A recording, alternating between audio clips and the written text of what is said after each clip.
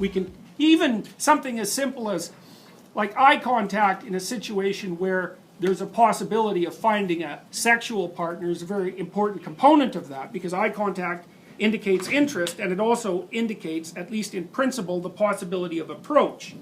And so approach is dopaminergically mediated, and it's a positive emotional state. And that's also why, interestingly enough, if you go into a pharmacy and there's a rack of magazines, and what's on the cover? Always, almost always, beautiful woman. Like on 50% of the men's magazines there's a beautiful woman, and on like 100% of the women's magazines, which is really interesting, you know, because you might think, well, why is that? Well, and the woman's eyes are always looking out in a way that they're looking at you.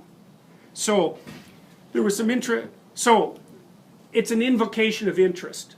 And so, you know, magazines evolve. All the ones that don't get bought fail. And so what's happened is they all converge to the same point. And the same point is the thing that's maximally interesting to a magazine purchaser is a beautiful female face, whether it's male or female. Now on the male side, there's also gadgets of all sorts. So, and that may be because men are more gadget oriented than women.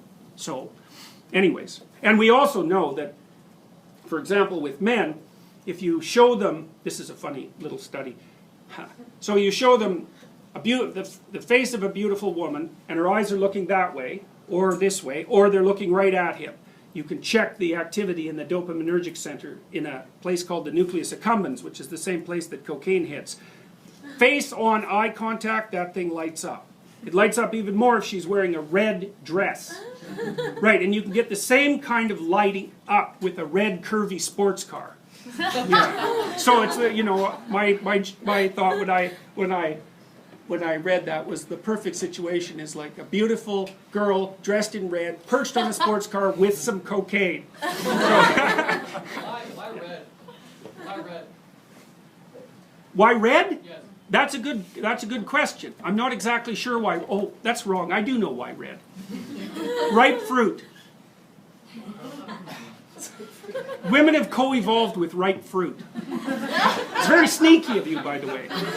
So that's why you know that. You just have to leaf through a women's magazine, and the lipstick is always associated with like apples that are glistening in some way, or a peach or something like that.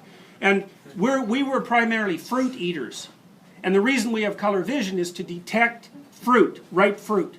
And so part of the reason that fruit turns red or colored when it ripens is because the fruit that was successfully eaten by creatures that distributed the seeds was the fruit that was ripe when it was eaten. And so as the color vision evolved, maybe there was a red tint for God only knows what reason, then a positive feedback loop developed. And fruit got redder and redder, and at the same time, women capitalized on that. So that's partly, I think, what explains the association between Eve and the apple in Genesis. Because Genesis is also a story about gaining sight. So, yeah, so that's why red. So that's pretty funny. I really think that's pretty funny. So, you know, evolved sensory significance is absolutely everywhere, you know, and it's so deep inside of us. Yeah. I have to wonder about blood, too. That seems like it also... Oh, yeah. Red's a significant color. But I think, I mean, and it's funny, too, because say there's a flushed face.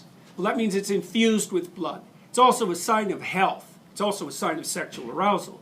But it is a sign of health.